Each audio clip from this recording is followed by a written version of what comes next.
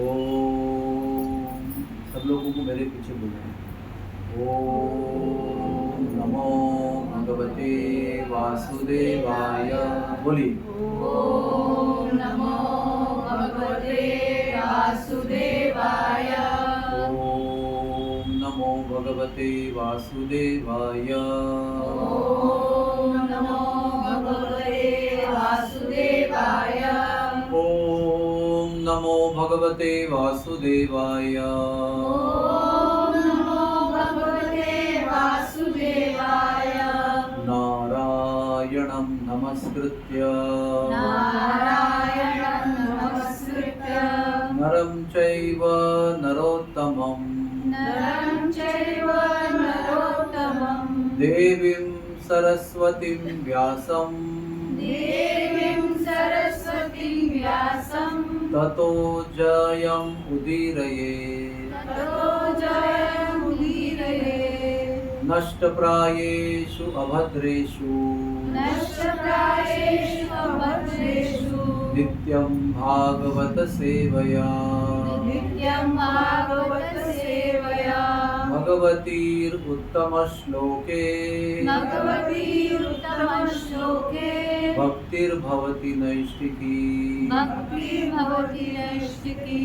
कृष्णाय वासुदेवाय कृष्णाय वासुदेवाय देवकी नंदनाय च देवकी नंदनाय च नन्दगोपकुमाराय नन्दगोपकुमाराय गोविन्दाय नमो नमः। गोविन्दाय नमो नमः। गोविन्दाय नमो नमः। गोविन्दाय नमो नमः। हरे कृष्णा हरे कृष्णा कृष्ण कृष्ण हरे हरे कृष्ण कृष्ण हरे हरे हरे राम हरे राम हरे राम राम राम हरे हरे राम राम हरे हरे।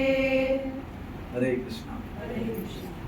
तो आज के इस कार्तिक महीने के शुद्ध पक्ष के चतुर्दशी के दिन आप सब लोगों का दीपदान कार्यक्रम में स्वागत है।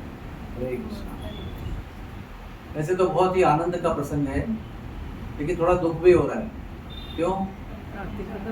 अभी कल दीपदान का उत्सव संपन्न होगा, उसके लिए अभी 11 महीने और प्रतीक्षा करनी होगी।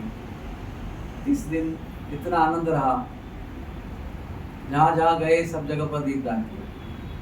कभी कभी एक एक दिन 5, 6, 7 बार किया, क्योंकि यात्रा में थे। यात्रा में दर्शन ही दर्शन है ना। ये मंदिर गए, कोई वो मंदिर गए, कभी ये ठाकुर जी के पास गए, कभी गुरुराज गोवर्धन में गए। सब जगह पर हमारे पास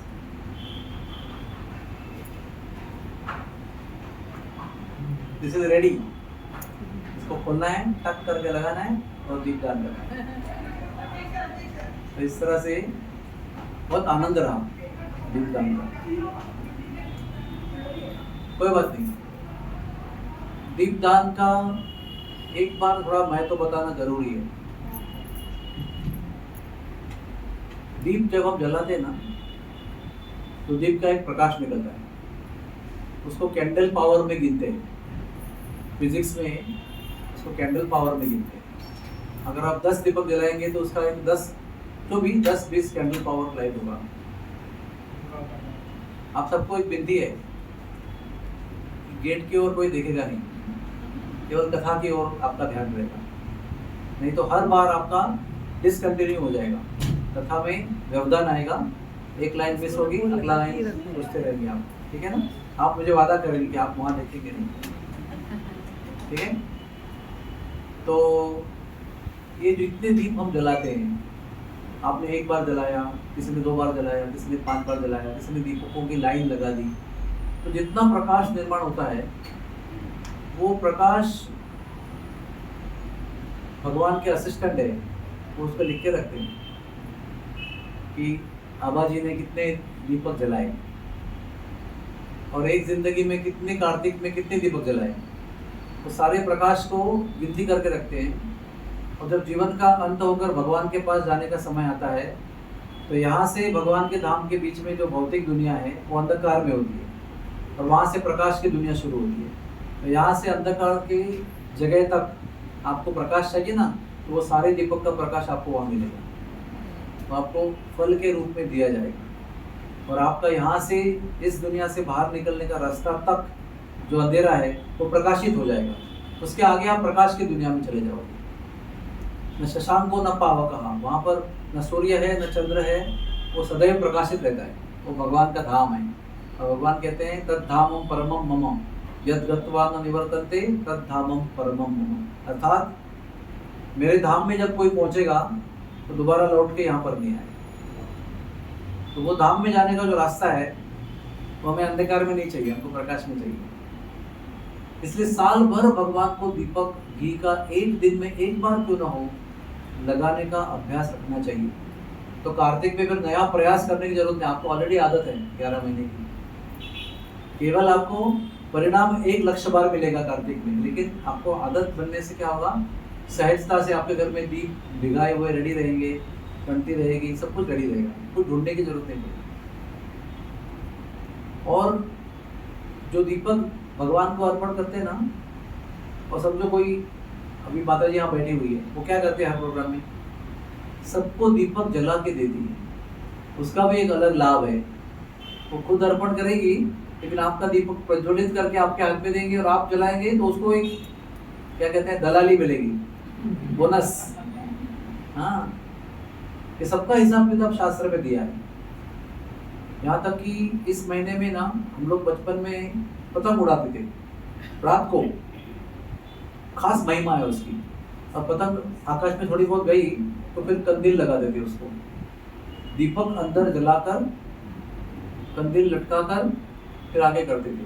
थोड़ा आगे गया तो दूसरा लटका देते। ऐसा करने के बाद 7-8 दीपकों की लाइन आकाश में दिखेगी आपको। और पतंग ऐसा ढबू पतंग लेते हैं, बिग पतंग, जो ऐसा हिलेगा नहीं, वैसा ही रहेगा वो, ऐसे इतना ही हिलेगा बस, पहले आपको पकड़ना है उसको, ऐसा खींचना नहीं बस। तो वो जब तक दीपक अंदर प्रज्वलित है तब तक उसको बधाए रखने का। दीपक बुझ गया तो फिर पतंग वापस लाना, फिर नेक्स्ट डे वापस शाम को। उसका भी महत्व है आकाश में दीपक लगाने से, आकाश दीप कहते हैं उसको। फिर एक और तरीका है कि आप भगवान विष्णु के मंदिर में आपके पसंद वाले दिन, इस 30 दिन में कभी भी आपको लगेगा कोई एकादश का दिन है या अष्टमी का है, किसी भी दिन, या आपके जन्म की तिथि का दिन है, समझो आपका अष्टमी में जन्म हुआ था और ये महीने में 2 बार अष्टमी आएगी, तो अष्टमी के दिन आप मंदिर में जाकर सोचेंगे कि मैं 51 दीपक लगाऊंगी लाइन से, उसको दीपमाला कहते हैं। उसका भी एक विशेष महत्व है। विष्णु के कृष्ण के मंदिर में दीपमाला प्रज्वलित करने का एक बड़ा महत्व है, उसका भी बड़ा प्रचंड लाभ है। ऐसे अनेक प्रकार से भगवान को दीपक अर्पण करने की पद्धति है। दीपावली के दिन मंदिर के हर क्या कहते हैं छज्जे पर दीपक की लाइन लगाते हैं। जितने मंदिर रहेंगे मंदिर में सब जगह दीपक मिलेंगे। आप मायापुर जाएंगे, हमारे मायापुर में जितनी बिल्डिंग है वो सारे बिल्डिंग में सब जगह लाइट लगे रहते हैं, मेरे ख्याल से लाखों दीपक होंगे। और वो दोपहर से लगा के रखते हैं, तेल डालते हैं, बात डालते हैं, फिर 5 बजे से उसको प्रज्वलित करना शुरू कर देते हैं और 7 बजे तक जलाते ही रहते हैं उसको, और फिर 3-4-5 घंटे वो जलते रहेगा। उसके लोग फोटो निकालते हैं, इतना सुंदर दिखता है भगवान का मंदिर, उससे ऊपर तक कलश तक उसके गोल गोल गोल लगा देते हैं। तो कई प्रकार के ये दीपोत्सव मनाने का तरीका है। और जैसे आपने अभी आपके घर पे कार्यक्रम किया, मैं तो घर पे रोज करता ही हूँ, लेकिन आप अगर 50 लोगों को 20 लोगों को बुलाकर अपने घर पे कार्यक्रम करेंगे तो आपको विशेष लाभ है, क्योंकि आपने कई लोगों को इकट्ठा करके ये दीप प्रज्वलन और दीप दान का कार्यक्रम किया। इसलिए हम लोग ये सब करते हैं। अभी आपको आश्चर्य होगा कि हमारा भारत देश है, कोई प्रॉब्लम नहीं है, लेकिन गल्फ कंट्री में ऐसे हमारे भक्त हैं जो एक दिन में 6 प्रोग्राम करते हैं। सुबह 6 बजे घर में से निकल जाते हैं किट लेके दीपदान का, और आपके घर में प्रोग्राम किया, 2 घंटा आपके घर पे, 6 से 8 बजे दूसरे के घर पे गए, 10 बजे दूसरे के घर पे गए, 12 बजे दूसरे के घर पे गए, ऐसे करके शाम तक, रात को 10 बजे तक 6 से 8 प्रोग्राम करेंगे। और फिक्स रहता है पूरा, नो टाइम इन बिटवीन, उसी में ब्रेकफास्ट लंच डिनर हो जाता है। लेकिन पूरा दिन उसमें बिजी रहते हैं, गुरुवार शुक्रवार शनिवार के दिन वहाँ पर छुट्टी होती है शुक्रवार। इस प्रकार से कई प्रकार से लोग दीपोत्सव मनाते हैं। इसमें प्रचंड लाभ है। एक दीपक के प्रकाश से अनंत जन्मों के जो बंधन है ना, बंधन बॉन्डेज, वो सब कट जाते हैं। हम लोग यहाँ पर क्यों हैं? क्योंकि हमारे पास कर्म के बंधन है कई जन्मों के। इसलिए किसी ने गरीब के घर जन्म लिया है, किसी ने अमीर के घर में लिया है, किसी ने सुंदर शरीर वाले घर में जन्म लिया है, किसी ने पढ़े लिखे लोगों के घर में जन्म लिया है। लेकिन ये सब कर्मों का खेल है, और ये कर्मों का खेल खत्म नहीं होता है, वो कंटिन्यू होता है। ये जन्म खत्म होने का समय आया तो एक स्टॉक बनता है, वो स्टॉक लेके जाता है दूसरे जन्म में, फिर वो खत्म करते करते और एक स्टॉक बनता है, फिर तीसरे जन्म में प्रवेश करता है। इस तरह से ये श्रृंखला जो है कर्मों की चलती रहती है। लेकिन दीपक दान, तो प्रकाश, दीपक का प्रकाश होता है ना, उसके प्रकाश में जब आप विष्णु को अर्पण कर रहे हो, कृष्ण को अर्पण कर रहे हो, श्रीनाथ जी को अर्पण कर रहे हो, तो वो आपके जन्म जन्मांतर के बॉन्डेज जो है, बंधन काट देता है और आपका भगवान से मिलने का रास्ता बहुत आसान बना देता है। एक ग्रंथ है पूरा हरि भक्ति विलास, उसके अंदर पूरा एक चैप्टर है दीप दान का महत्व और लाभ। जितना कहे उतना कम है, संक्षेप में मैंने आपको बताया। और साथ साथ में भगवान की एक कथा का वर्णन करना चाहिए, क्योंकि ये महीने में भगवान ने अपनी सारी बाल लीलाओं को संपन्न किया। देखो जन्म कभी होता है, अगस्त में आसपास भगवान का जन्म होता है ना, जनरली वो अगस्त महीने में आता है।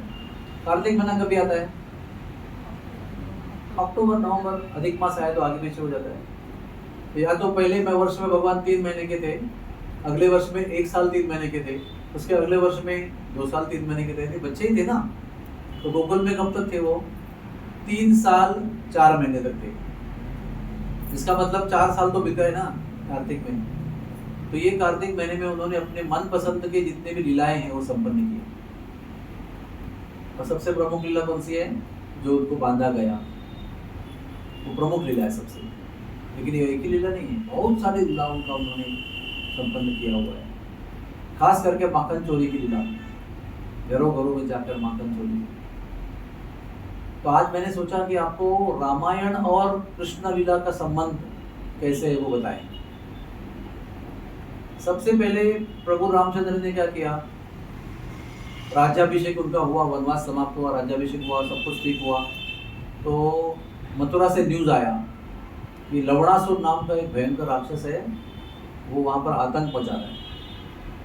वो इतना भयंकर था, उसके पास एक भाला था, वो जंगल में जाके शिकार करता था। तो भाले की नोक पर 1-2 हाथी, 2-4 सिंह, 1-2 शेर, ऐसे जानवर लटका के लेके आता था, वो बैठ के खाता था उसको। एक भाले के नोक पर इतने जानवरों को लटका कर वो लेके आता था शिकार करने, और लोगों के लिए भी वो आतंक बना के रखा था। तो भगवान ने भगवान ने लक्ष्मण को बोला ना, उसके छोटे भाई कौन है? शत्रुघ्न। रामचंद्र, भरत, लक्ष्मण और शत्रुघ्न। रामचंद्र कौशल्या के, लक्ष्मण सुमित्रा के, और शत्रुघ्न भी सुमित्रा के, और भरत कैकेयी के। तो शत्रुघ्न को बोला कि आप जाओ अभी और लवणासुर का वध करो। तो शत्रुघ्न ने क्या किया? भगवान से वराहदेव की मूर्ति ली। उसका बड़ा इतिहास है, भगवान के पास कैसे आई। तो भगवान ने उनको वराह की मूर्ति दी। सबसे पहले भगवान की वराह की मूर्ति उन्होंने मथुरा में स्थापन की, प्रतिष्ठापना किया, क्योंकि उनको वराहदेव का आशीर्वाद चाहिए था। तो उन्होंने आशीर्वाद प्राप्त किया और मधुबन में जाकर लवणासुर का वध किया। इस तरह से मधुपुरी यानी मथुरा की स्थापना शत्रुघ्न ने की है। यहाँ से मथुरा का आरंभ हुआ है। तो उसके बाद ने उन्हें भरत जी को भेजा, और आप गोवर्धन की विभाग में जाएंगे तो आप एक जगह है, उसका नाम है डीग।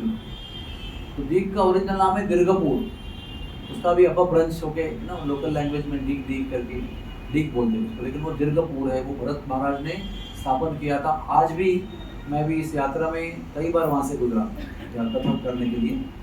तो वहाँ पर आज भी एक प्रचंड भव्य पैलेस है, कम से कम 50 एकड़ में रहेगा वो, इतना विशाल, और जल का खंडक बना के रखा है सुरक्षा के लिए।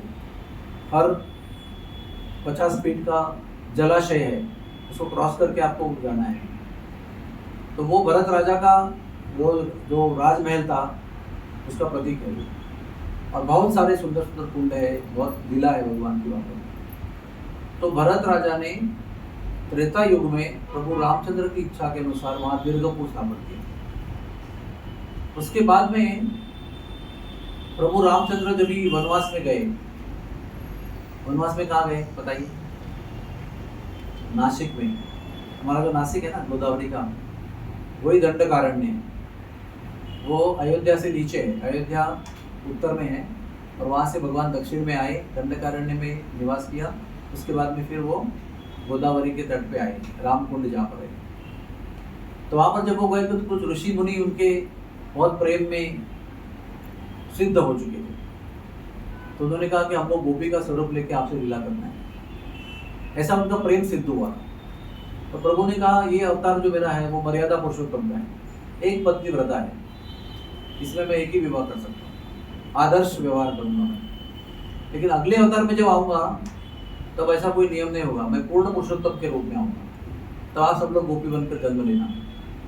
तो वो जो गोपियाँ थी, वो जो ऋषि थे, वो गोपी बनकर आए कृष्ण के समय पर और भगवान ने उनकी इच्छा पूरी की। ये भी एक संबंध है। फिर भगवान जब वनवास गए तो पहले कहाँ गए? श्रृंगवेरी गए। श्रृंगवेरी वहाँ पर राजा गुहा था ना, गुहा, निषाद राज गुहा, गुहक, उसे उनकी मुलाकात हुई। आप जानते हैं ना वो भिल्ल जाति का था, भगवान का बड़ा प्रेमी था। उसके पिताजी भी भगवान के बड़े भक्त थे और उसकी पूरी रामायण में महिमा है कि कितना महान भक्त था। भले उसकी जाति जंगली थी लेकिन भगवान का बड़ा पिताजी के साथ भक्त था। और प्रभु रामचंद्र के पिताजी दशरथ ने उसकी भक्ति एक बार देखी थी। जब वो युवराज बनकर आए प्रभु रामचंद्र, तभी ये व्यक्ति अपने गांव से लकड़ी के कुछ कुछ व्यंजन बनाकर, वस्तु बनाकर देने के लिए आए थे। जूता भी बनाया था अपने हाथ से भगवान के लिए। और उसकी उत्सुकता देखकर दशरथ महाराज इतने प्रसन्न हो गए, उसको खुदा उठा के उन्होंने राम जी से मिला दिया। अभी देखो मोदी जी जा रहे हैं, समझो लाखों लोग खड़े हैं, सबको उनको हाथ लगाना है, मिलना है, सेकंड करना है, लेकिन सबको मुमकिन नहीं होता ना। कोई पहचानता होगा तो आपको तुरंत हाथ मिला देगा। दशरथ राजा ने दूर से इसकी भक्ति भाव को देखा और उसको सैनिक भेज के हाथ पकड़ के सीधे प्रभु के सिंहासन पर बिठाया, यानी रथ पर बिठाया, बाजू में बिठाया उसके, और वहां से लेकर अयोध्या तक साथ में यात्रा किया। तो प्रभु रामचंद्र ने उनको बोला कि आप मेरे साथ रहो, कुछ दिन तो रहो कम से कम। तो प्रभु की इच्छा से वो राजा जो गुहा था, भिल्लराज, वो दरबार के राजमहल में प्रभु के साथ कुछ निवास किया उसने। और इतना प्रेम हुआ उनका, और उन्होंने प्रभु को निमंत्रण दिया कि मेरे राज्य में आइए आप, मेरा राज्य आपका ही राज्य है, आपके राज्य के हद में आता है वो, मैं तो लोकल राजा हूँ, आप तो विश्व के राजा हैं, कभी मिलेगा तो समय आप मेरे पास आ जाना। लेकिन भाग्य कहो दुर्भाग्य कहो, पहला मौका जब मिला था कौन सा मिला? जब वनवास में निकले तो मिला, इसके पहले मौका नहीं मिला। तो वनवास में कैसे रहते हैं? चप्पल नहीं पहनते हैं, राजवस्त्र नहीं पहनते हैं, पेड़ की खाल पहनते हैं, जटा धारण करते हैं, एकदम सिंपल जीवन जीते हैं, पका हुआ अन्न नहीं खाते हैं, कंदमूल खाते हैं, फलाहार करते हैं। ऐसे अवस्था में मिले तो खुशी भी हुई कि प्रभु आए, लेकिन दुख भी हुआ कि आए तो कैसे आए, वनवासी बनकर आए। उन्होंने बहुत सारा भोजन बनाया तो प्रभु ने कहा मैं क्षमा चाहता हूँ आपसे, मैं ये वनवास के नियम से आपका पकवान नहीं खा सकता। जंगल में पकवान बनते, ऐसा नहीं कि जंगल में पकवान नहीं बनते, लेकिन वो मैं कहते हैं पका हुआ अन्न नहीं खा सकता, मैं फलाहार कर सकता हूँ। उन्होंने उनको वहाँ पर एक बड़ा बिछाना बिछा दिया, पूरा नरम नरम। तो प्रभु ने कहा मैं इसको स्वीकार नहीं कर सकता, वनवास में जमीन पर सोने का नियम है, मैं हो सकता है तो पत्तों से बनाया हुआ जो बिस्तर है उसको सो सकता हूँ। तो उसने पत्तों से बिस्तर बनाया और कहा कम से कम इसमें विश्राम करो। फिर विनती किया कि आप मुझे अपने चरण दो, मैं चरण दबाऊंगा, तो चरण की सेवा की। ये सब हो रहा था, बहुत सारे समय बीता, लीला बहुत प्रेम का आलिंगन हुआ। उतने में प्रभु ने गुहा को पूछा कि वो जो माता जी है वो कौन है, जो वृद्ध माता जी है?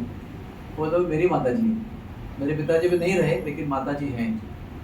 तो जैसे ही माता जी ने प्रभु को देखा और प्रभु ने माता जी को देखा, उनके दोनों के आंखों में आंसू आए और प्रभु भाग कर वो बुढ़िया के पास गए और उनके चरणों में गिरे। तो वृद्ध माता क्या कहती है, आप मेरे गोद में आ जाओ। तो प्रभु कहते हैं कान में कि अभी मेरी अवस्था 24 वर्ष की है, तो 24 वर्ष की अवस्था में आपके गोद में कैसे आऊँ? समाज नियम के अनुसार मुझे थोड़ा सा संभाल के रहना होगा। तो वो क्या कहते हैं माता कि मुझे आपको देखकर वात्सल्य भाव का अनुभव हो रहा है, ऐसा लग रहा है कि आप मेरे बालक हो और मुझे आपको स्तनपान कराना है, ब्रेस्ट फीडिंग कराना है। तो फिर वो कहते हैं कि कैसे कर सकते हैं, मैं तो 24 साल का शादीशुदा पुरुष हूँ पूरा। तो प्रभु ने कहा कि मैं आपके भाव को समझ सकता हूँ, मैं अगले जन्म में जब आऊँगा ना तब आपकी इच्छा पूरी करूँगा। ऐसे कई सारी कथाएं हैं। जब प्रभु विवाह करके अयोध्या गए थे, एक बार मैं अयोध्या आए थे विवाह करके, तो अयोध्या की सुंदर सुंदर जो लड़कियां थी वो उनको देखकर मोहित हो गई। उनको एकांत में जाके मिली और कहा कि हमको भी आपसे विवाह करने की इच्छा है। तो प्रभु ने उनको वही जवाब दिया कि ये जन्म में नहीं, अगले जन्म में आप गोपी बनकर आ सकते हो। तो वो भी गोपी बनकर आई, अयोध्या वासिनी गोपी कहते हैं। जब शादी करने के लिए मिथिला गए थे, तो गए थे ना मिथिला, विश्वामित्र मुनि के साथ गए थे। तो जब ही युवा राम का दर्शन वहाँ के मिथिला के स्त्रियों ने किया, युवतियों ने किया, तो उनका भी मन मोहित हो गया और बगीचे में जाकर उनको मिले और कहे कि उनको भी आपसे विवाह करना है। तो उन्होंने कहा कि नेक्स्ट लाइफ, सबको नेक्स्ट लाइफ का प्रॉमिस किया। और ये सारी प्रकार की गोपियाँ देखो, कौशल वासिनी गोपियाँ, तभी वो एक बार ननिहाल गए थे, अपने माँ के गाँव में गए थे, तो वहाँ की भी स्त्रियाँ उनसे आकर्षित हुई थी। तो वो एक कौशल वासिनी, मिथिला वासिनी, अयोध्या वासिनी, ऐसे बहुत सारी जगह की जो स्त्रियाँ थी, वो सभी अलग अलग ग्रुप में गोपियाँ बनी। ये रामायण का और कृष्ण का कनेक्शन है। तो जब भी प्रभु रामचंद्र ने उन्होंने वादा किया, फिर वो चरण छू के उनके प्रणाम करके आगे वन में चले गए। जब कृष्ण के रूप में आए ना, तो आपने पता नहीं कहानी सुनी होगी कि नहीं, लेकिन हमारे सबके बहुत सारे लोगों के घरों में एक चित्रपट होता है। एक ऐसी माता या युवती कहो बैठी है, उसके हाथ में बहुत सारे फल है, ऐसे थाली भर के फल है, और कृष्ण ऐसे खड़े हैं छोटे से नन्हे से बालक, और वो ऐसे गोद में फल भर रहे हैं और वो एकदम हंसते हंसते फल दे रही है उसको। तो लीला क्या है कि नंद भवन में, गोकुल में छोटे से थे, अभी तक तो कहते हैं कि जो अलंकार था ना, अलंकार उसी से उसके अंग रखते थे बस, और कोई वस्त्र नहीं पहनते थे। वो छोटी सी अवस्था थी और उसमें वो फल वाली आई, एक फल वाली आई, उसको कहते हैं फल विक्रयणी। उसके बाद बहुत सारे फल थे, वो फल लेकर आई, बोली किसी को फल चाहिए, किसी को फल चाहिए, कृपा फल लीजिए, फल लीजिए, जैसे बोलते ना फल वाले, वैसे वो अनाउंसमेंट कर रही थी।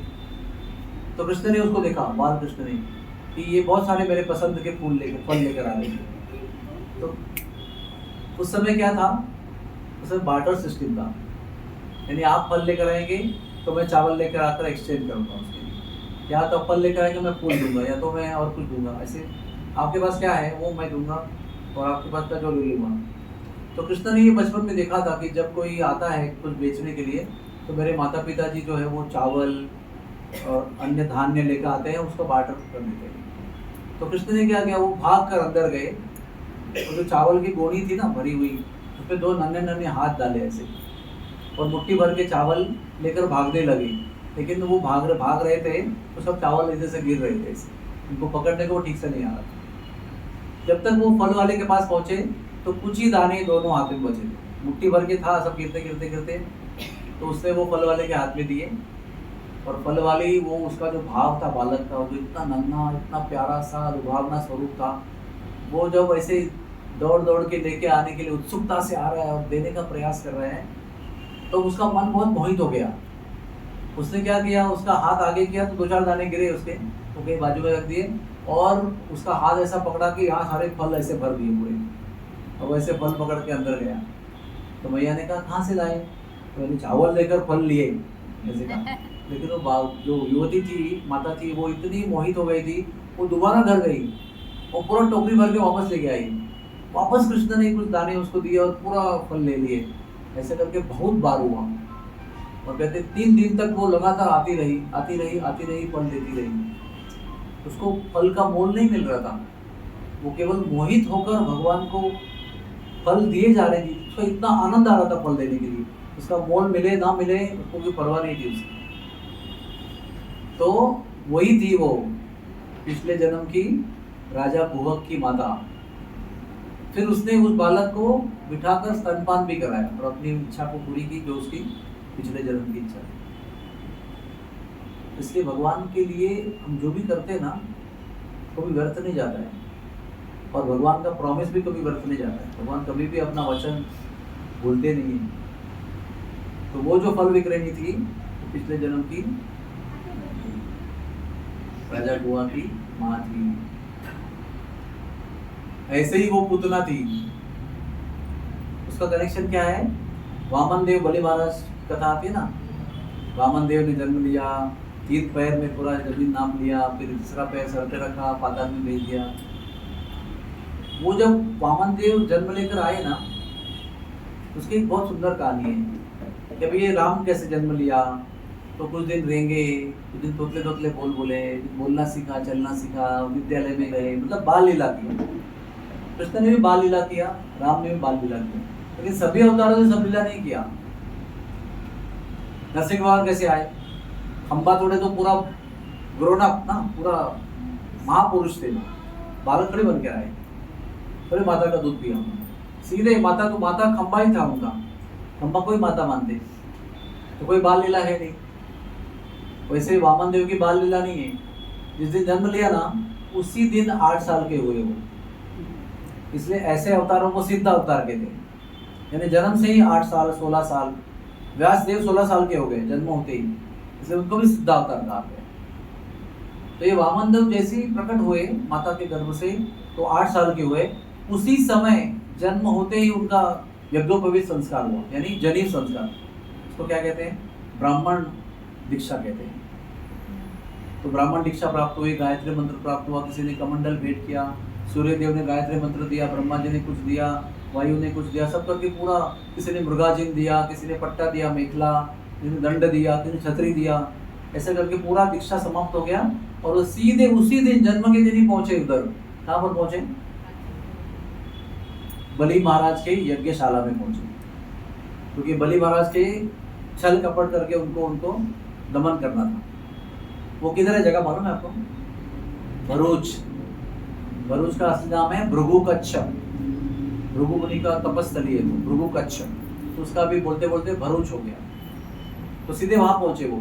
जब वहां पहुंचे ना, तो बलि महाराज, उसकी पत्नी, उसकी सिस्टर और सेनापुरी पहरे में थी, और बलि महाराज यज्ञ कर रहे थे शुक्राचार्य के निर्देश में, क्योंकि वो तो राक्षस गुरु है ना वो।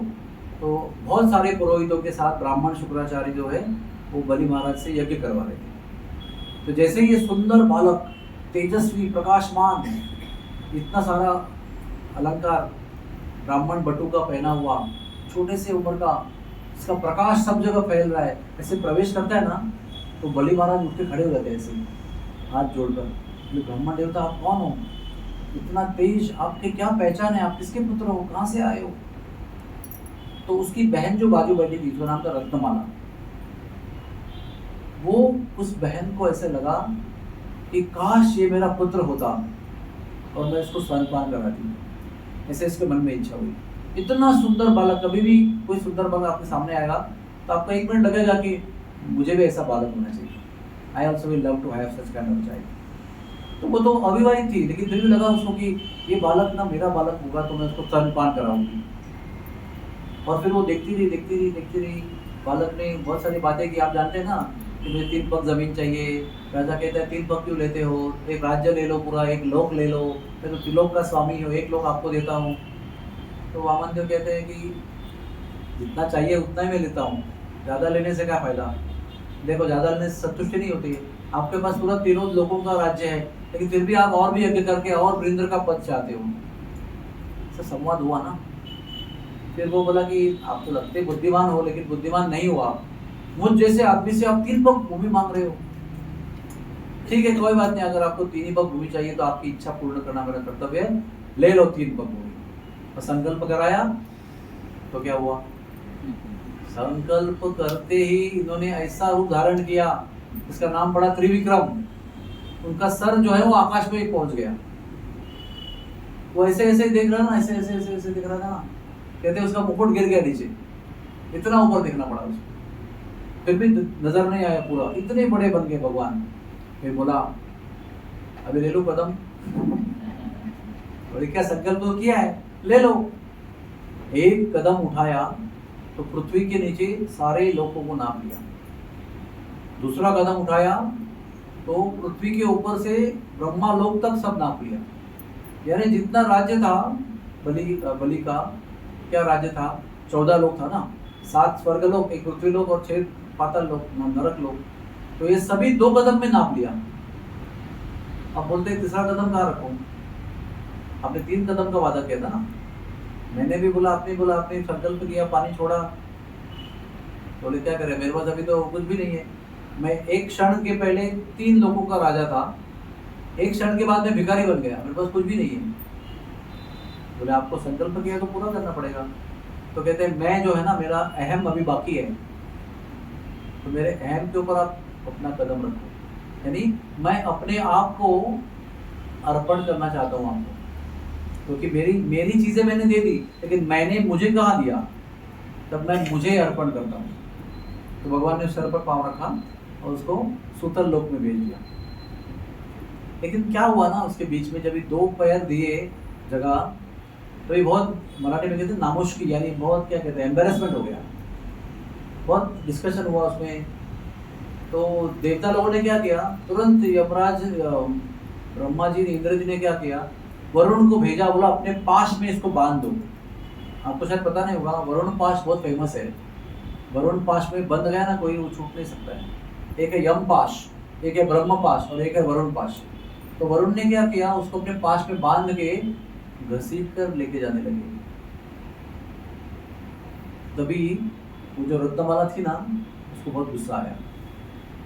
उसको लगता तो बहुत नन्हा सा, कोमल सा, बहुत क्या निष्पाप सा लगता है, लेकिन बड़ा छल कपटी है ये बालक। इतना सा बन के आया था, इतना बन के मेरे पूरे भाई का राज्य छीन लिया और उसको भिखारी बना दिया।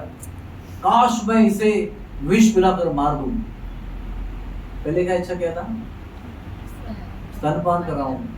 बाद में क्या बोला, काश मुझे अगर शक्ति होती तो मैं इसको विष पिला के मार देती। दोनों इच्छा मन में ही की थी। लेकिन भगवान कैसे हैं, अंतर्यामी है। आप सोचते होंगे उनको पता नहीं है, लेकिन आपके मन में क्या लड्डू फूट रहे भगवान को पूरा पता है। किसके मन में क्या चल रहा है दूसरे को नहीं पता चलेगा, भगवान को सब पता है। तो भगवान ने क्या किया कि दोनों को इच्छा को कंबाइन किया, और वो क्या बनी, पूतना राक्षसी बनी। अगले जन्म में कृष्ण के समय पर वो पूतना राक्षसी बनी। तो वो राक्षसी बनकर जो थी वो आसाम में थी, उसको कहते हैं प्राग ज्योतिषपुर। वहाँ पर नरकासुर का राज्य था, वहाँ पर रहती थी वो। तो वहाँ कंस महाराज हमारे युद्ध करने गए थे, सबको परास्त किया, और बाद में ये राक्षसी आई। तो कंस ने बोला अरे तो आप तो स्त्री हो, मैं स्त्री से युद्ध नहीं करता, आपको मैं बहन मानता हूँ मेरी। तो उन्होंने बहन मान लिया और लेके आए उसको, मथुरा में लेके आए। जब कृष्ण का जन्म हुआ तो कंस बड़ा उदास हो गया था ना, अरे क्या करे, 6 बालकों को मारा, फिर 7वें बालक गायब हो गया, 8वें बालक के रूप में तो पुत्र नहीं हुआ, तो कन्या मिली हाथ में। कन्या को उठाने का प्रयास किया तो आकाश में गई वो, और 8 भुजा वाली देवी बनी, और धमकी दिया मुझे इसने, बंद करो तुम्हारा ये सब नाटक, तुम्हारा मारने वाला कहीं जन्म ले चुका है, तुम इसको तंग कर रहे हो बहन को और बहनों को, बंद करो ये सब तुम्हारा नाटक। तो वो घुटने पे आ गए, एकदम क्षमा मांगने लगा, थैंक यू, सॉरी, माफ करना, ये तो कर्मों का खेल है, मैं तो कुछ करने वाला नहीं, मैं तो कठपुतली है, विधाता के हाथ की कठपुतली है, मैंने कुछ नहीं किया, मेरे हाथ से विधाता ने करवाया, ऐसा करके बहुत डायलॉग मारा और बहुत उदास हो गया, दुखी हो गया बेचारा। सारा जो षड्यंत्र था सब फेल हो गया। अगले दिन वो दरबार में गया, ऐसे ही डिप्रेशन में था। लेकिन जो उसके राक्षस थे ना, बोले महाराज इतने दुखी क्यों होते हो, हम है ना, हम किस लिए हैं, आपको सुखी करने के लिए हैं। उतने में पुतना आई, बोले महाराज मुझे कैसे भूल गया, मेरे होते हुए तुम करते हो, मैं खेचरी हूँ। खेचरी यानी क्या पता है आपको, आकाश में उड़ने वाली। और कैसे उड़ती पता है, होता ना तिनका, यानी ब्लेड ऑफ ग्रास, घास का पत्ता होता है ना, उसको लेकर वो मंत्र बोलती है तो घास का पत्ता विमान बन जाता है। उस पर बैठकर ये खेचरी, खे यानी आकाश, खेचरी यानी आकाश पर विहार करने वाली खेचरी बन जाती है। और उसका सबसे प्रिय भोजन क्या है? न्यूबॉर्न बेबी का ब्लड। ऐसी थी वो भयंकर। उसने आपके कंस का हौसला बढ़ाया। महाराज आपको दुख करने की जरूरत नहीं है, हमारे होते हुए आपको दुख करने की जरूरत नहीं, हम आपका इलाज करते हैं। देवी ने कहा था ना कि आपको मारने वाला कहीं और पैदा हो गया है। मैं अभी जाती हूँ मथुरा में, और मथुरा के आसपास जमुना के इस पार उस पार जितने भी नए बच्चे जन्म हुए हैं लास्ट 7 दिन में, वो सबको मैं मेरे स्तनों में कालकूट विष डालूंगी और सब बालकों को पिलाऊंगी। भेष बदलूंगी। उसके बाद बहुत सिद्धि थी, भेष बदलने की सिद्धि थी, आकाश में उड़ने की थी, तिनके को विमान बनाने की थी, बहुत सारी शक्ति थी उसके अंदर। मैं सारी शक्तियों का प्रयोग करूंगी। मैं एक तो उड़ के जाऊंगी, और जब यहाँ उतरूंगी तो सुंदर स्त्री का रूप धारण करूंगी, ऊपर से स्तन में विष भरूंगी। अहो बकीयम तलकालकूटम, कालकूट विष, जिसकी हवा आएगी ना तभी भी मनुष्य भर जाता है, इतना भयंकर होता है विष को। उस स्तन में भर दिया उसने, और जब गोकुल में प्रवेश किया तो एक एक करके सब बालकों को पिला के मुर्दा बना के आगे चलती गई। किसी को समझ में नहीं आया क्या हो रहा है। ऐसे हाथ में कमल लेके घूमते घूमते आ रही थी। बहुत सुंदर युवती थी, वैसे 12 मील का साइज था उसका, लेकिन वो सामान्य मनुष्य की तरह सुंदर युवती बनी। तो सबको लगा कि लक्ष्मी देवी कृष्ण के जन्म में नहीं आई थी ना, शायद लेट आ गई होगी कृष्ण पर कृपा करने के लिए। इसने उसको विरोध नहीं किया। नंद भवन में आई तो भी विरोध नहीं किया। बोले लक्ष्मी देवी तो अभी नहीं आई थी, अभी आज कृपा करने के लिए आई है। तो वो कह रही है तुम्हारा बालक कहाँ है? तुरंत बालक को दे दिया उसके हाथ।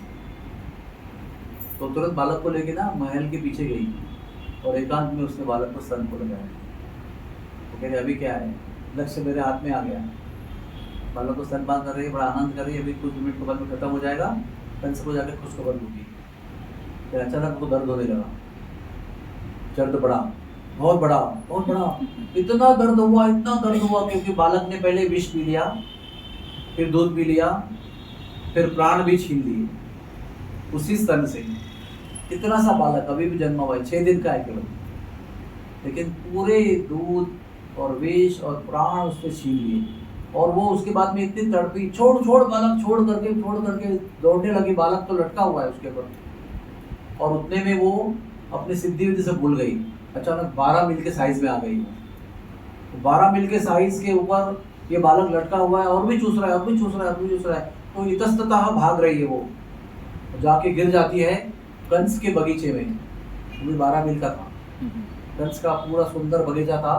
भगवान ने उसको वहीं पर भगाया और वहीं पर गिराया, और पूरा नाश कर दिया उस कंस के बगीचे। तो वहाँ जाके वो मृत होके गिर गई। तो वो बलि महाराज की बहन थी रत्नमाला।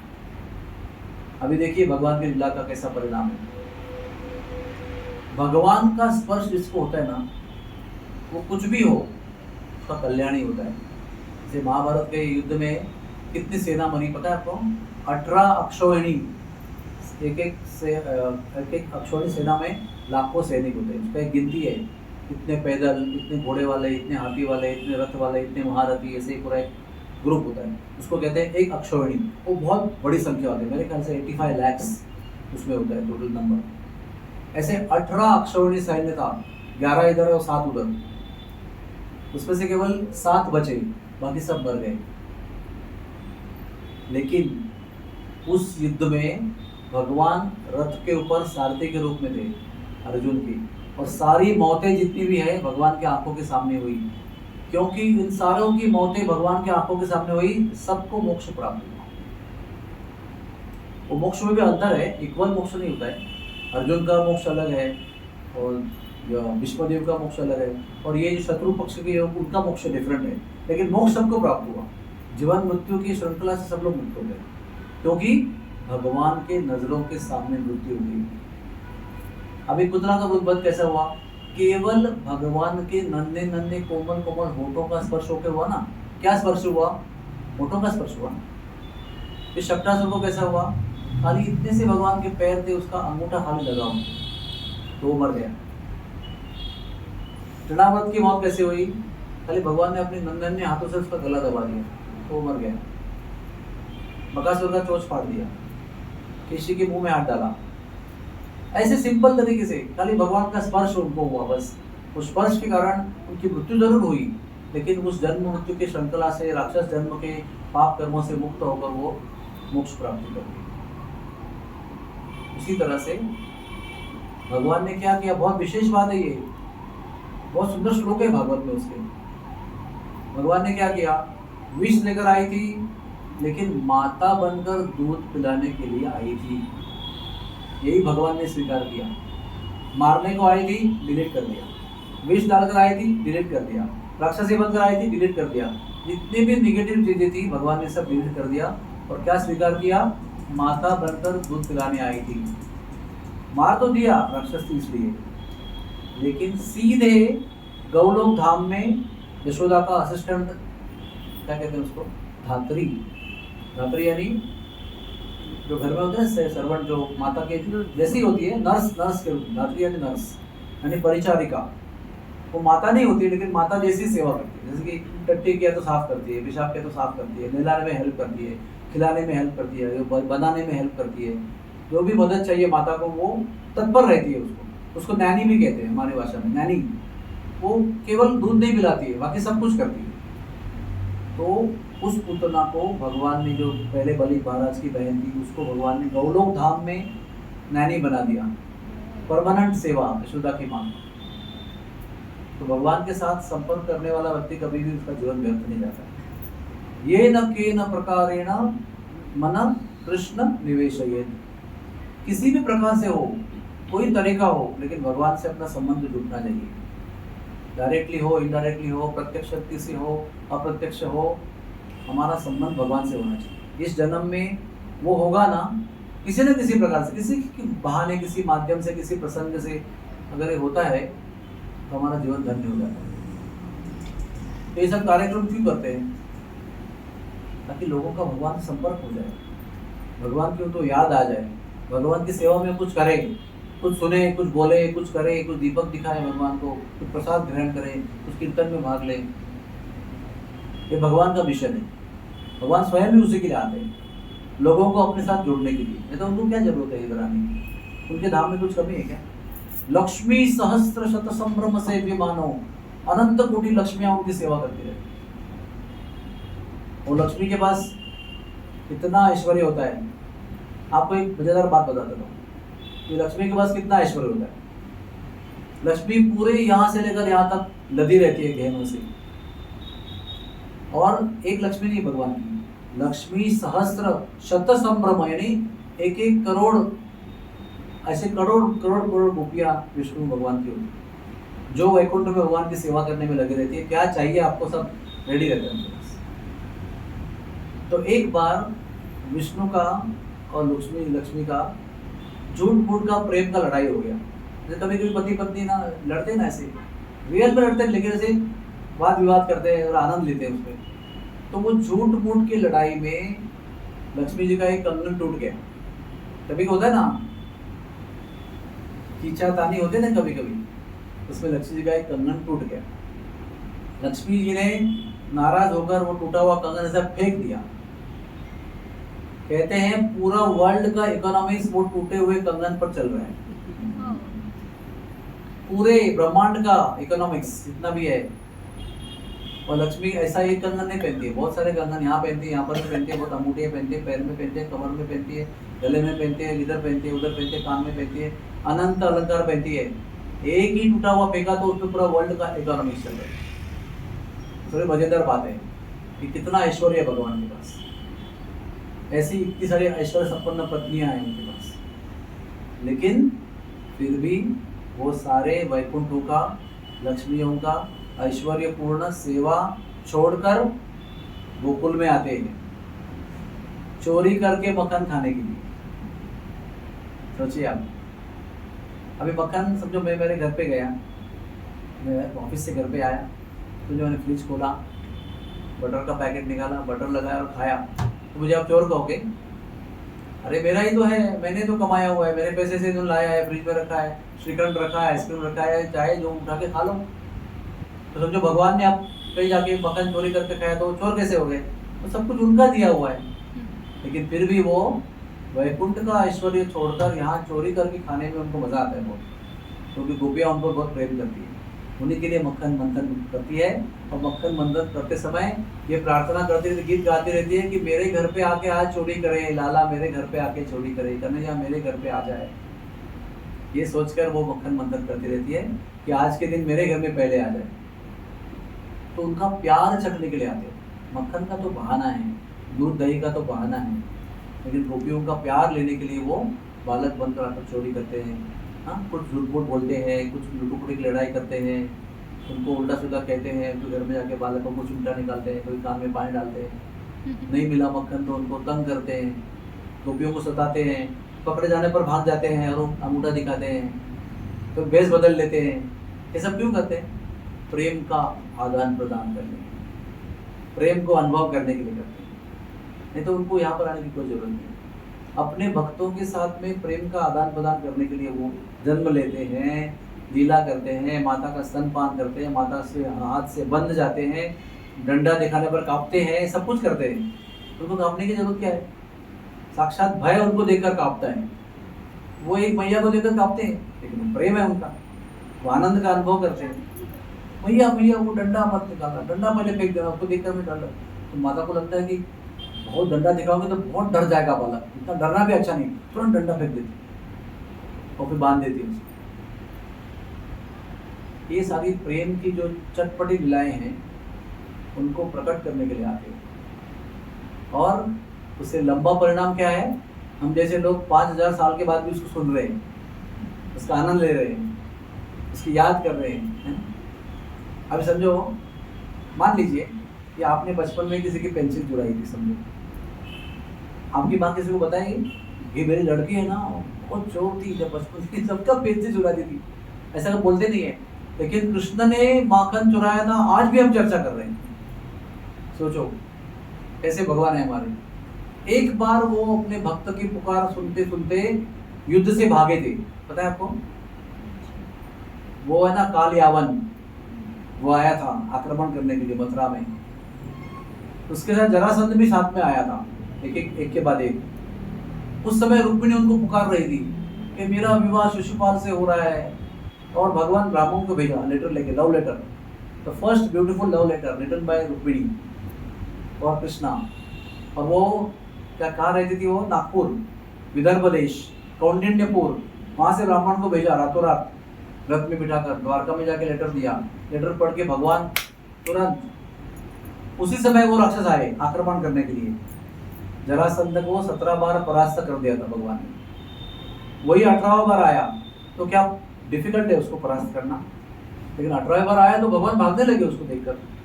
तो बोल रहे, अरे डरपोक, अरे ग्वाला, गाय को चराने वाला, मुझे देखकर डर रहा है, भाग रहा है, रुक जा, मैं तुम्हें मारने वाला हूँ आज। लेकिन भगवान भागते रहे। इसलिए भगवान का नाम क्या पड़ा?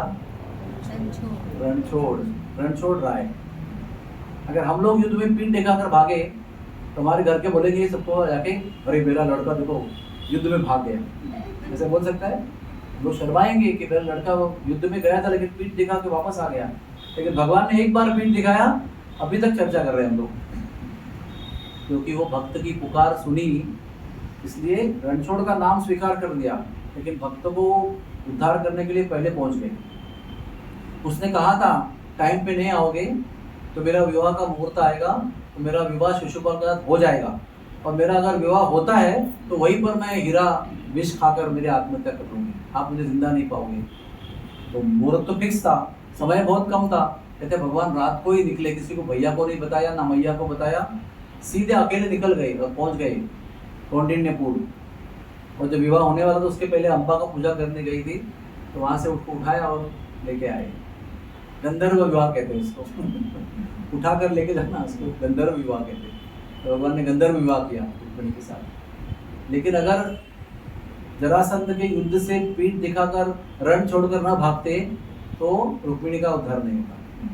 इसलिए रुक्मिणी के उद्धार को ज्यादा प्रायोरिटी दिया उन्होंने और अपने आप को रणछोड़ का नाम एक्सेप्ट किया। भगवान चोरी करेंगे तो भी लोग गुणगान करते हैं, भगवान रण से भागेंगे तो भी गुणगान करते हैं।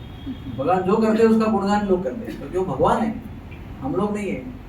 हम लोग करेंगे तो लोग लांछन बोले, मेरा बोलना नहीं है, मेरा बेटा चोर बोलना नहीं किसी को। इस प्रकार की चटपटी और प्रेम की लीलाओं को संपन्न करने के लिए भगवान आते हैं, ताकि हम लोगों का मन उसके लिए आकर्षित हो जाए। जैसे वो रत्नमाला का मन आकर्षित हुआ था ना भगवान को देखकर, वो मोहित हो गई थी उसको देखकर। वैसे ही भगवान की लीलाओं को सुनकर, उनका रूप देखकर हमारा भी मन मोहित हो जाए, हम भी भगवान से आकर्षित हो जाए, हम उनके हो जाए, वो हमारे हो जाए। यही उसका प्रयोजन है, यही उसका पर्पस है। बोलो हरे कृष्णा कृष्णा कृष्णा हरे हरे, हरे राम राम राम हरे हरे। तो हम लोग यही कोशिश करते हैं, दिन रात उनका नाम लें, दिन रात उनकी कथा सुने, या तो रिकॉर्डेड सुने, या तो लाइव सुने, या तो मंदिर में जाके सुने, या तो दिन भर भगवान के नाम का जप करें। क्या कहा मैंने? गोल्डन सेंटेंस क्या था आज का?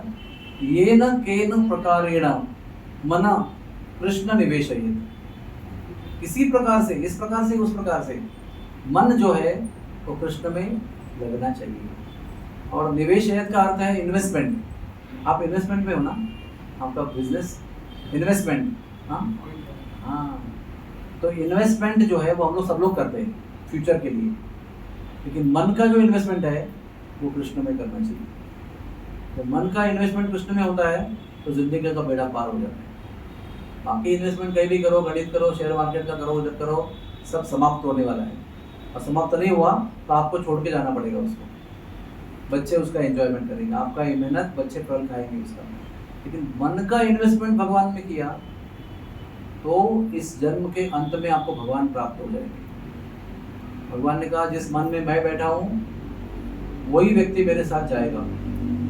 जिसका मन यहाँ लगा हुआ है तो यहाँ वापस आएगा, जहाँ मन लगा है वहाँ वापस आएंगे। अगर कृष्ण में लगा है तो कृष्ण के पास जाएंगे, और यहाँ लगा है तो यहाँ चले जाएंगे। यम यम वापी स्मरण भावम त्यजते अंति कलेवरम। मरते समय जो भी याद करेगा उस स्थिति को प्राप्त करेगा। और अंत काले च मामेव स्मरण मुक्त्वा कलेवरम, अंत में मेरे स्मरण करेगा तो मेरे पास आएगा।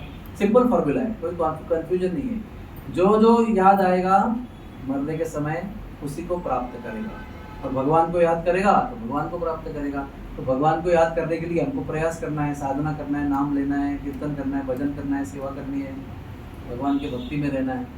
तो जीवन के अंत में निश्चित रूप से भगवान प्राप्त हो जाएगा, क्योंकि ये हमारा गारंटी नहीं है, उनका गारंटी है। उन्होंने बोला है अंत काले च मामेव, मेरा अंत में स्मरण करोगे तो मुझको प्राप्त हो जाओगे। तो उनको उनका प्रॉमिस पूर्ण करना है, हमको उनमें बस जाना है। तो वो अपना प्रॉमिस पूरा करेंगे तो हमारा बेड़ा पार हो जाएगा। Thank you very much. Hare Krishna.